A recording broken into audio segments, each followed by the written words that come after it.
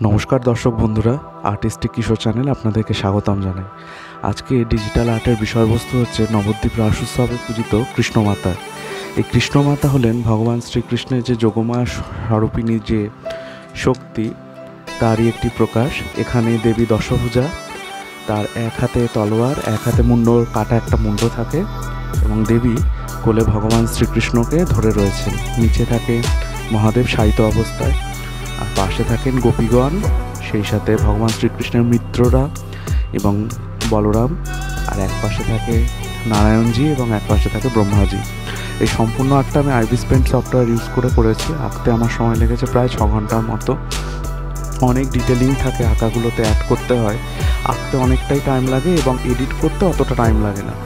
আপনারা জানাবেন আপনাদের কেমন লাগলো। এটা আমার অনেক দিনেরই ইচ্ছে ছিল এই প্রতিমার একটি ডিজিটাল আর্ট করব। অনেকটা সময় সাপেক্ষ ব্যাপার, তাই জন্য একটু দেরি হয়ে গেল। আপনারা অবশ্যই জানাবেন আপনাদের কেমন লাগলো।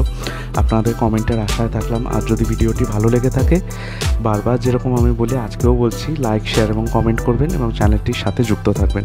আসুন ভিডিওটি দেখতে থাকি।